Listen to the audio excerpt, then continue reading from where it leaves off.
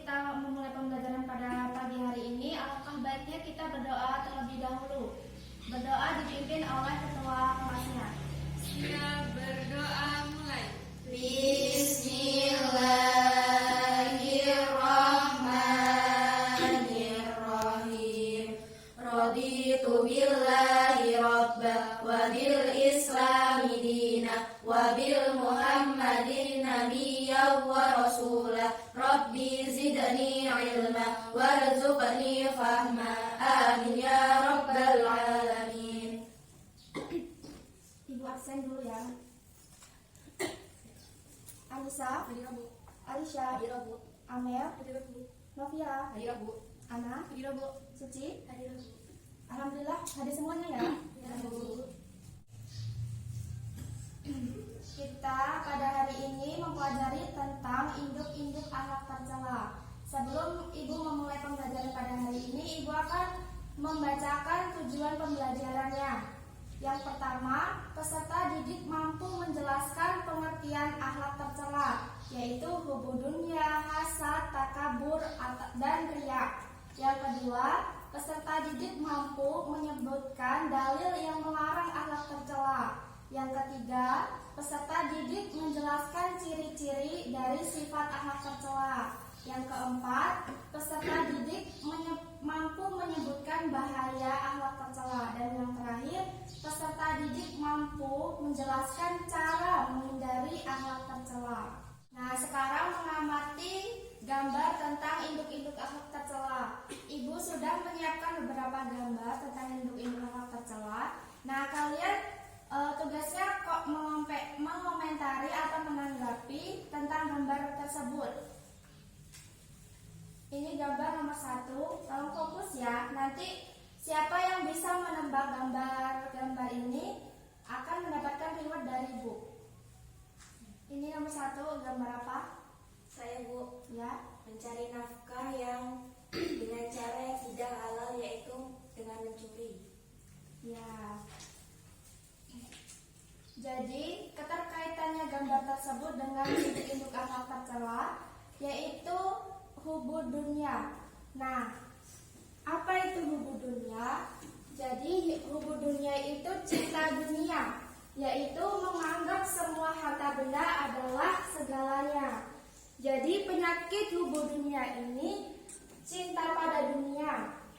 Berawal dari penyakit iman yang berakar pada persepsi yang salah bahwa dunia ini adalah tujuan akhir dalam kehidupannya. Ciri-ciri hubu dunia yaitu pertama, menganggap harta itu segalanya. Yang kedua, menghalalkan segala cara. Yang ketiga, kikir dan tidak mau berbagi kepada sesama. Sekarang tolong mengamati tentang gambar kedua. Fokus semuanya.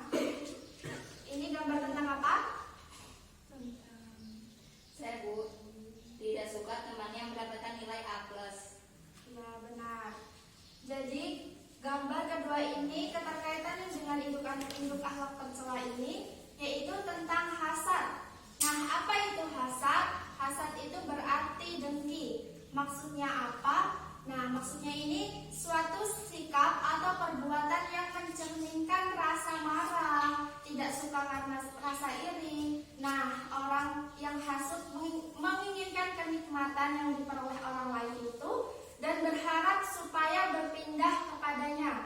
Nah, dia juga ini tidak suka jika ada orang lain yang menyamainya, baik dalam prestasi maupun materi. Jadi yang kedua, ciri-ciri hasad. Yang pertama, tidak suka jika orang lain sukses. Yang kedua, gembira jika orang lain sengsara. Yang ketiga, suka menghalangi orang lain. Baik, gambar yang ketiga, fokus mana? Siapa yang bisa menebak ini gambar tentang apa? Saya, Bu. Ya. Itu gambar seseorang yang memakai baju coklat merasa lebih dibandingkan dengan bapak tua yang di belakangnya. Ya. Jadi keterkaitannya dengan induk-induk akhlak tercela ini tentang takabur atau ujub. Nah,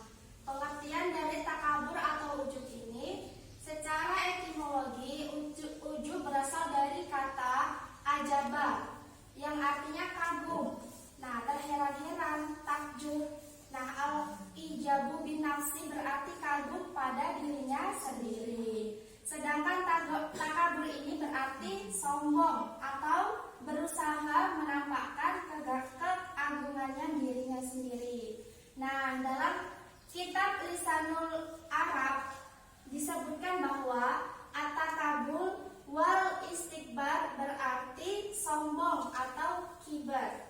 Ciri-ciri dari takabur atau ujub.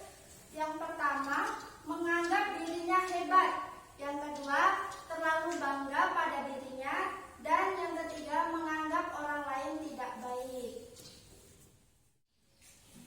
Mengamati gambar yang keempat. Ini siapa yang bisa menebak gambar ini? Saya, Bu.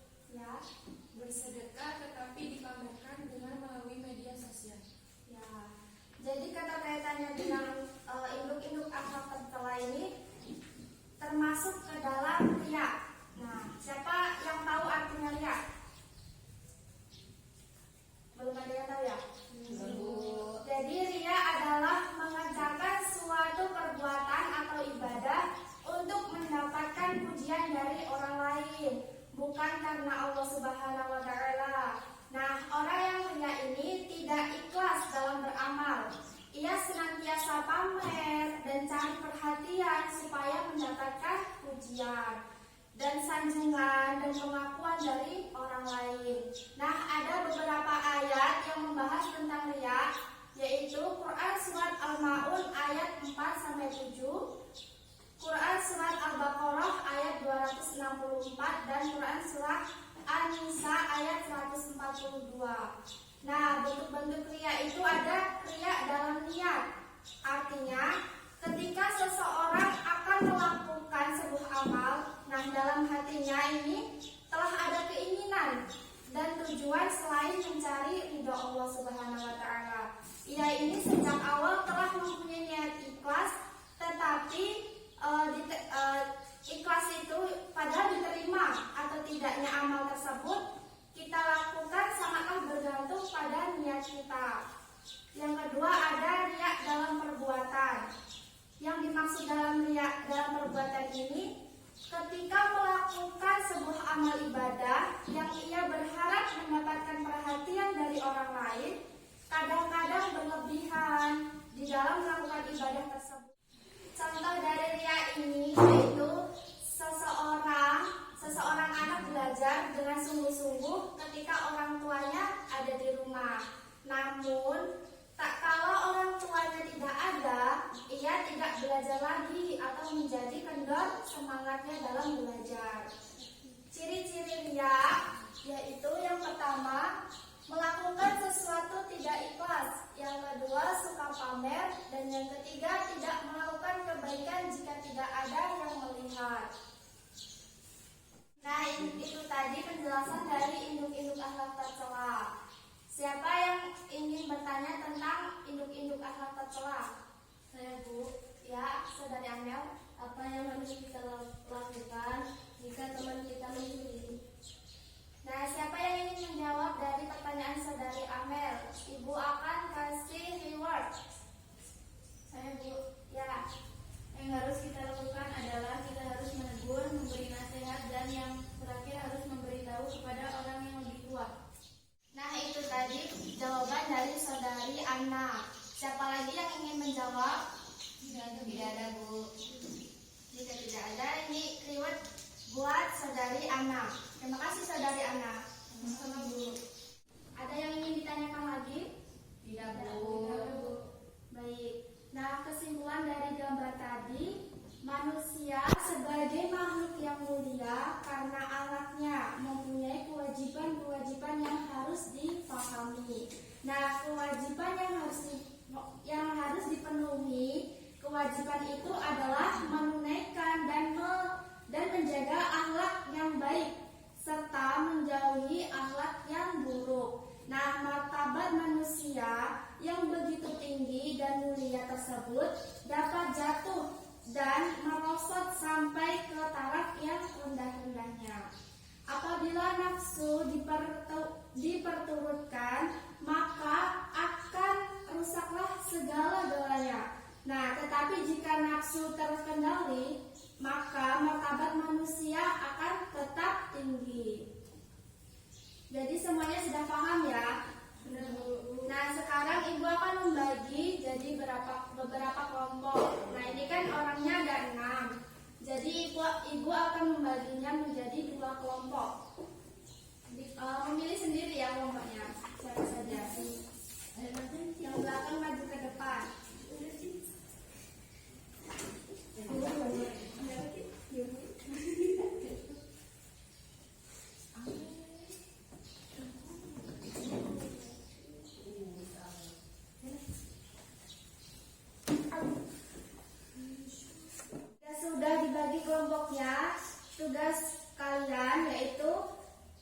mendiskusikan tentang contoh, bahaya, dan cara menghindari induk-induk akhlak tercela, yaitu tentang hubu dunya, hasad, takabur atau ujub, dan riya.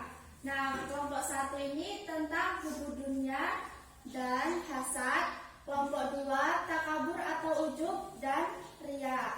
Nah, sekarang Ibu kasih waktu untuk berdiskusi. Waktunya 10 menit. Setelah mendiskusikan tentang induk-induk akhlak tersebut, dari perwakilan kelompok mempresentasikan ke depan. Setelah itu dikumpulkan ke Ibu hasil diskusinya tersebut. Nah, sekarang mendiskusikannya. Ibu kasih waktu 10 menit dari sekarang.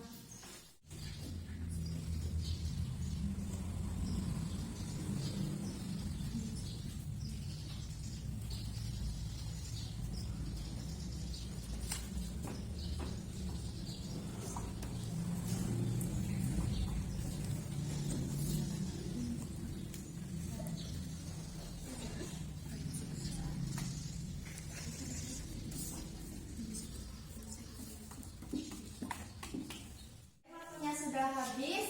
Sekarang waktunya presentasi dimulai dari kelompok 1. Silakan maju ke depan perwakilannya.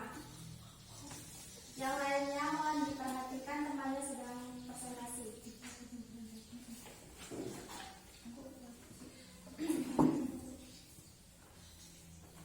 Assalamualaikum warahmatullahi wabarakatuh. Waalaikumsalam warahmatullahi wabarakatuh.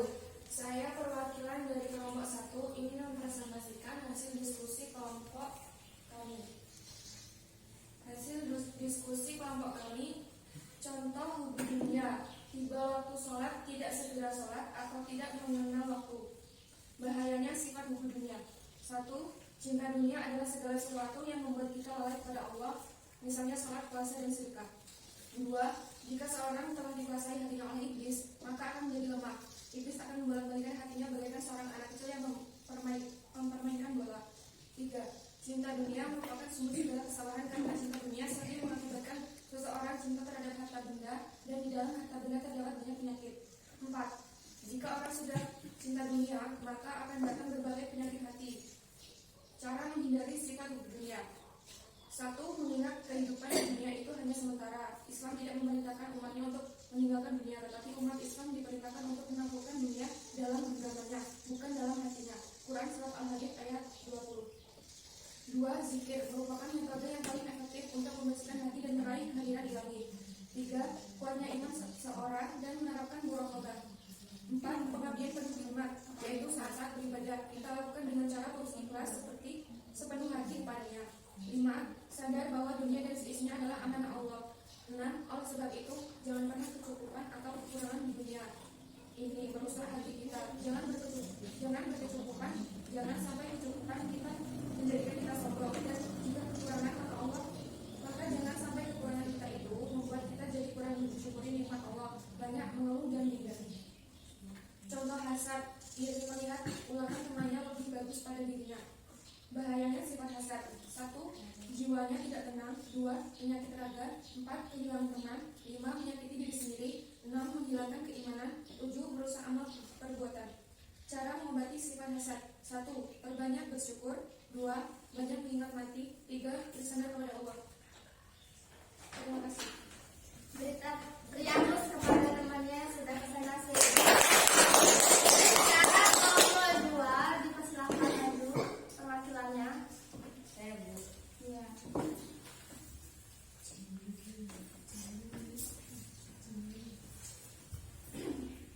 Saya perwakilan dari kelompok 2 yang mempresentasikan hasil diskusi kelompok kami.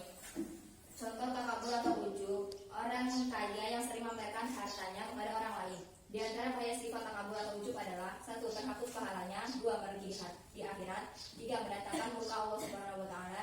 4. Terpuruk saat hari kiamat. 5. Tidak disukai orang lain.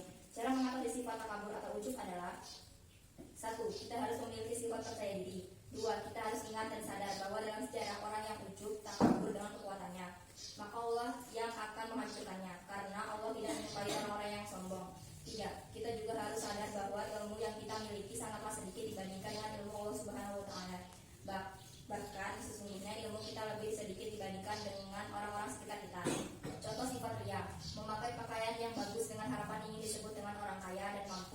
orang lain. Di antara bahayanya adalah: 1. Salah satu dari tanda kemunafikan. 2. Menghapus amal solih. 3. Menyebabkan azab di akhirat. Cara mengatasi dia: 1. Selalu meminta perlindungan kepada Allah. 2. Selalu ingat kepada Allah. 3. Selalu belajar ikhlas. Terima kasih. Beri Agus kepada teman yang sedang presentasi. Hasilnya dikumpulkan di sini ya, Ibu. Hasil diskusi.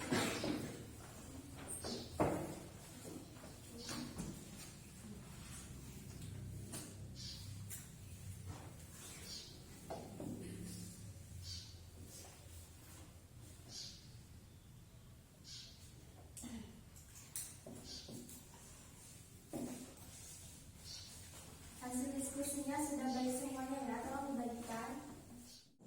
Nah, alhamdulillah jika sudah paham semuanya tentang induk-induk akhlak tercela. Kesimpulan dari induk-induk akhlak tercela, kita dengan memahami ajaran Islam mengenai induk-induk akhlak tercela, maka seharusnya kita memiliki sikap sebagai berikut. Yang pertama apa? Orang dan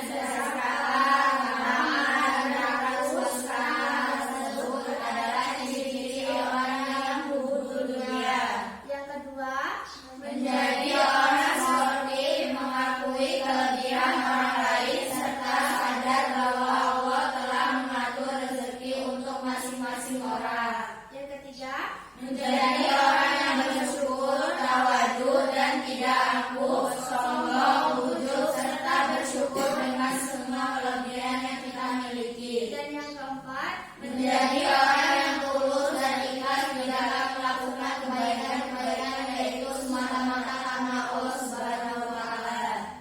Ibu rasa cukup pembelajaran pada hari ini. Sebelum kita menutup pembelajaran pada hari ini, alangkah baiknya kita mengucapkan hamdalah. Alhamdulillah Rabbil Alamin. Dan berdoa disiapkan oleh ketua kelasnya. Siap berdoa mulai. Bismillahirrahmanirrahim. Wal 'asri innal insana lafi khusrin illa alladzina amanu wa 'amilus solihati wa tawassaw bil haqqi wa tawassaw bis sabr. Rabbana atina fid dunya hasanah wa fil akhirati hasanah wa qina azabannar. Rabbi zidni ilma warzuqni fahma. Amin ya rabbal alamin. Alhamdulillahirabbil alamin. Ibu akhiri wallahu muwaffiq ila aqwamit thoriq.